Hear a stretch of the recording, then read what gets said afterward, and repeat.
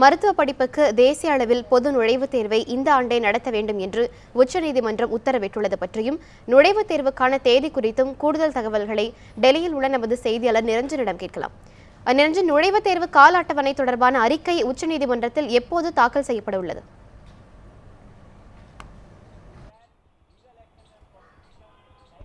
வணக்கம் அனிதா. அதாவது இந்த ஆண்டு எம்பிபிஎஸ், பிடிஎஸ் மற்றும் மருத்துவ மேல் படிப்புகளுக்கான பொது நுழைவுத் தேர்வு, அதாவது தேசிய அளவிலான பொது நுழைவுத் தேர்வு நடத்துவதற்கு இருந்த தடையை அண்மையில் உச்சநீதிமன்றம் நீக்கியிருந்தது. அதன் அடிப்படையில் இந்த ஆண்டு இந்த தேர்வினை நடத்துவது தொடர்பான முடிவினை இந்திய மருத்துவ கவுன்சிலை மேற்கொள்ளும் என்றும் உச்சநீதிமன்றம் அறிவித்திருந்தது. ஆனாலும் கூட இது தொடர்பான ஒரு பொதுநல மனுவானது உச்சநீதிமன்றத்தில் தாக்கல் செய்யப்பட்டிருந்தது.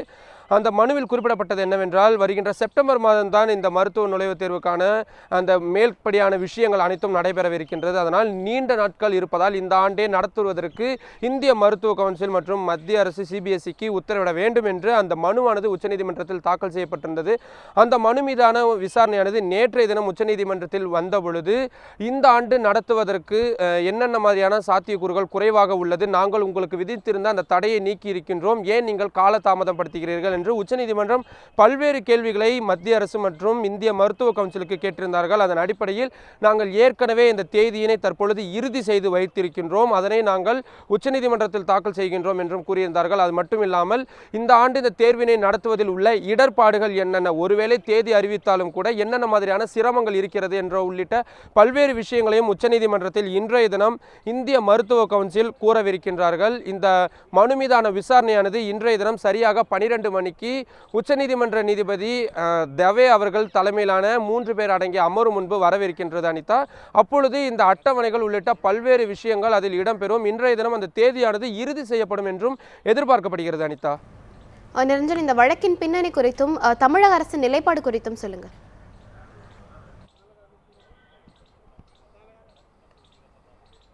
நிச்சயமாக அனிதா, இந்திய மருத்துவ கவுன்சிலானது கடந்த 2011ஆம் ஆண்டு நாடு முழுவதும் ஒரே மாதிரியான பொது நுழைவுத் தேர்வு, அதாவது இந்த மருத்துவ படிப்பிற்கான பொது நுழைவுத் தேர்வினை நடத்துவதற்கான ஒரு முக்கியமான அறிவிக்கையை வெளியிட்டிருந்தார்கள்.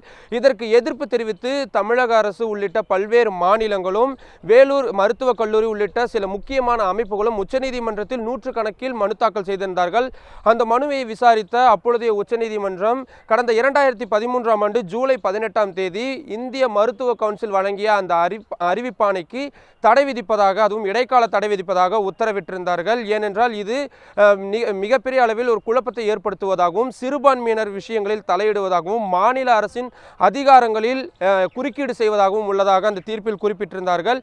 இதனை எதிர்த்து மத்திய அரசு, இந்திய மருத்துவ கவுன்சில் உள்ளிட்ட அமைப்புகள் உச்சநீதிமன்றத்தில் சீராய்வு மனுவினை தாக்கல் செய்திருந்தார்கள். அந்த சீராய்வு மனு மீதான விசாரணை தான் அனிலா தவே ஆகிய தலைமையில் நடைபெற்ற 5 பேர் கொண்ட அரசியல் சாசன அமர்வு முன்பாக மிக விரிவாக விசாரிக்கப்பட்டு 2 வாரங்களுக்கு முன்பாக இந்திய மருத்துவ கவுன்சில் வழங்கியிருந்த அந்த அறிவிப்பாணைக்கு அனுமதி வழங்கியிருந்தார்கள். உச்சநீதிமன்றம் வழங்கியிருந்த அந்த தீர்ப்பிற்கு இடைக்கால தடை விதிப்பதாகவும் கூறியிருந்தார்கள். அதன் அடிப்படையில் இந்த மருத்துவ பொது நுழைவுத் தேர்வினை நடத்துவதற்கு இருந்த அந்த தடையானது நீக்கப்பட்டிருந்தது. அதன் பின்னர் தான் இந்த மருத்துவ நுழைவுத் தேர்வினை இந்த ஆண்டே நடத்துவதற்கான வாய்ப்பினை இந்திய மருத்துவ கவுன்சிலுக்கே வழங்கியிருந்தார்கள். தற்பொழுது அவர்களும் இந்த ஆண்டு நடத்துவதற்கான சாத்தியக்கூறுகள் இருப்பதாக தெரிவித்திருப்பதன் காரணமாக இந்த ஆண்டு மருத்துவ நுழைவுத் தேர்வானது கட்டாயம் நடக்கும் என்பதற்கான சாத்தியக்கூறுகள் தான் அதிகமாக பார்க்கப்படுகிறது. தமிழக அரசை பொறுத்தவரை ஏற்கனவே இந்த விஷயத்தில் மிக மும்முரமாக இருந்து வந்தார்கள். தமிழக அரசில் இதில் தனியாக இடஒதுக்கீடு முறையானது பின்பற்றப்பட்டு வருகின்றது. இந்த புதிய முறையினை நாங்கள் செயல்படுத்தும் பொழுது மிகப்பெரிய அளவிலான குழப்பங்கள் ஏற்படும் என்று கூறியிருந்தார்கள்.